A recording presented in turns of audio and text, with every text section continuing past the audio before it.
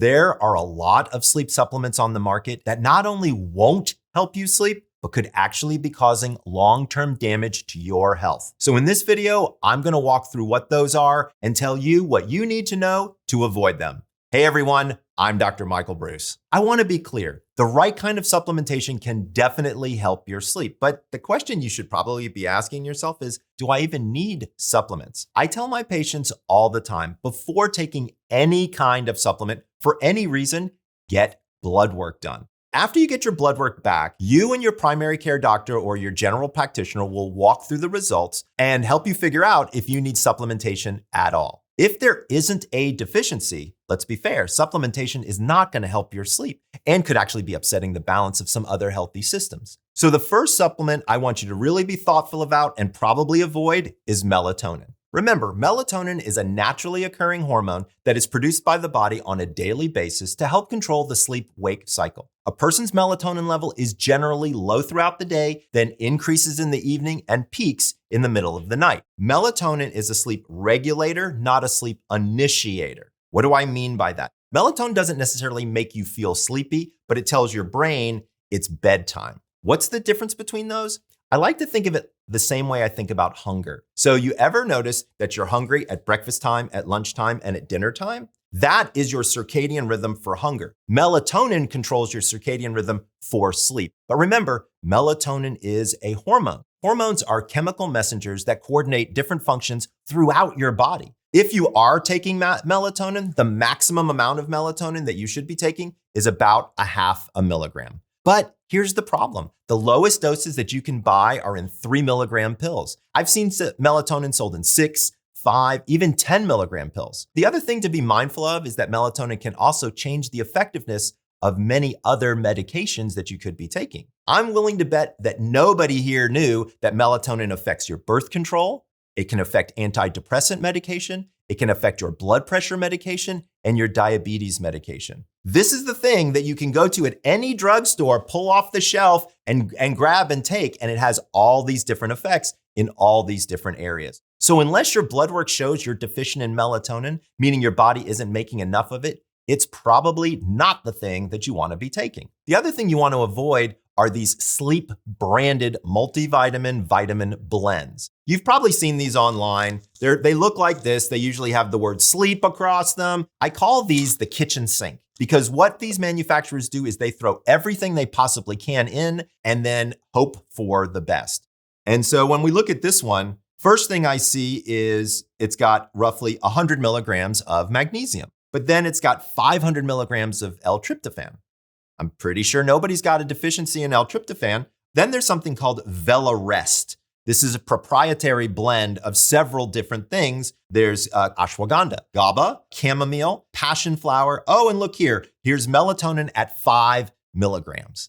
Also, I want to be clear, there are a lot of people out there who will say clinically tested ingredients. This is also a buyer beware moment because what they'll do is they'll say, okay, I tested passion flower in a study from 20 years ago, and that says it helps with sleep. So this has got clinical trial behind it. Nothing could be further from the truth. This formula that has all these different things needs to be tested in people in a controlled environment to see if it actually helps with sleep. Also, supplements aren't regulated by the FDA like regular medication. So you have no idea how much you're getting in each particular bottle. So here's something that's kind of interesting. A recent study found that some supplements can contain as little as 10% of what's on the label, or as much as 400%.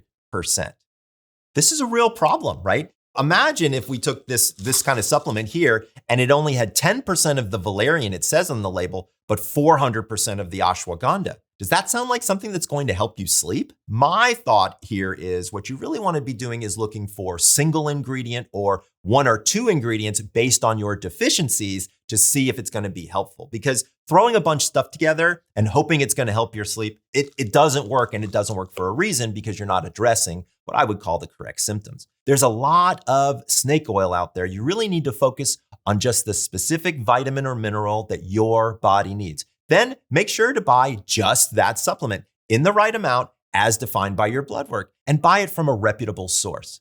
My recommendation, look on the label to see if there's a seal for the U.S. Pharmacopoeia or USP. Also, the National Sanitation Foundation, or the NSF, these mean product has gone through extra testing and you're much more likely to have purity standards on your side. Keep an eye out for claims that appear to be too good to be true, because oftentimes they are. What we put in our bodies matters. And so not only for our sleep, but for our long-term health. And it's especially true of this next one, which is diphenhydramine. Diphenhydramine is actually the generic name for Benadryl. And Benadryl is in a lot of different things. It's in Benadryl itself, of course, but it's also in NyQuil, ZzzQuil, any of the PMs, all of them have this diphenhydramine. Diphenhydramine is an antihistamine, meaning it blocks a molecule in your body called histamine. Histamine helps the body fight off germs, but it's also involved in keeping people awake during the day. So when something like Benadryl blocks the effect of histamine, it leads to sleepiness. Because of that, it's actually more common than you think for people to take these for sleep, since most people likely have an allergy medication like Benadryl at home. So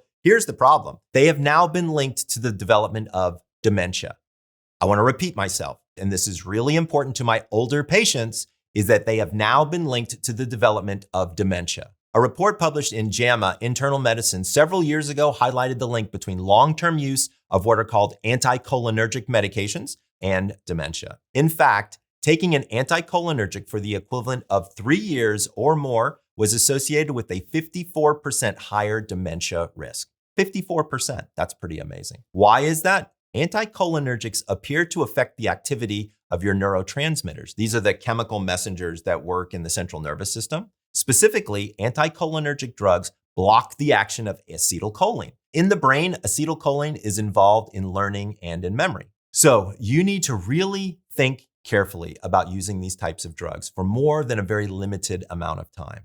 Does that make sense? I know it's easy and you can just reach into the medicine cabinet and maybe you've been doing it for years, but I'm here to tell you it's not a long-term solution. Remember, antihistamines were not created to help with insomnia. They weren't built that way. Overuse can essentially confuse your sleep cycle and make it much harder for you to fall asleep at bedtime. Using antihistamines at night can potentially lead to something called parasomnias, like sleepwalking, sleep talking. Again, they are upsetting the sleep cycle. While they are putting you to sleep, making you feel tired, they can be, again, changing that quality of sleep. And so you're not getting the good restorative sleep, which means you're much more likely to have weird stuff happen, like sleepwalking, sleep talking, things like that. So even if you're sleeping longer, it might not mean that you're sleeping better. Your body can actually quickly develop a tolerance for diphenhydramine, even in just a few days, which would mean you would need a higher and higher dose to get the same sleep-inducing effects. One study found that after 4 days of being used as a sleep aid, diphenhydramine worked no better than placebo. Now, I'll tell you a story. I was working for WebMD a million years ago, and we got a question